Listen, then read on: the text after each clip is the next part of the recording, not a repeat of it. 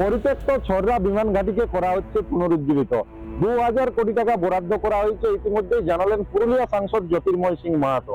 আমাদের এখানে প্রায় আনুমানিক 2000 কোটি টাকা স্যাংশন হয়েছে এবং উড়ান যে কেন্দ্র সরকারের প্রকল্প, সেই উড়ানের থেকেই এখানে এয়ারপোর্ট হবে। পশ্চিমবাংলাতে টোটাল মোট 3টে এয়ারপোর্টের ঘোষণা করা হয়েছে এই বাজেটে এবং ডিপার্টমেন্ট খুব তাড়াতাড়ি এটা করার জন্য এগিয়ে এসছে।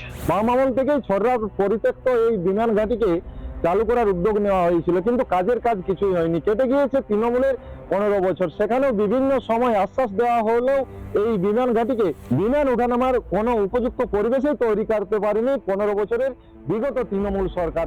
চেম্বার থেকে আগে এই কথাটা ফাইন্যান্স মিনিস্টারকে রিকোয়েস্ট করেছিলাম কি পুরুলিয়া এয়ারপোর্টটা আবার চালু করা হোক।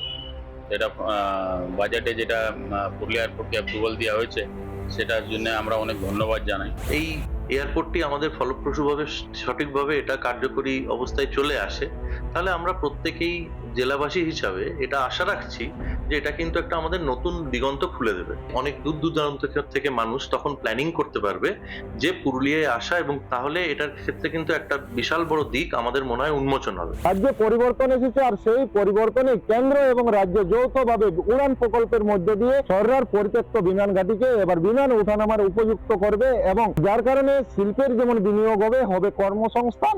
পুরুলিয়া থেকে অরবিন্দ মাহাতো রিপোর্ট, রিপাবলিক বাংলা। নানা ধরনের কন্টেন্ট দেখার জন্য লাইক করুন, শেয়ার করুন আমাদের ফেসবুক পেজ, সাবস্ক্রাইব করুন আমাদের ইউটিউব চ্যানেল। পাশাপাশি অন্যান্য ব্রেকিং নিউজের জন্য অবশ্যই চোখ রাখুন রিপাবলিক বাংলায়।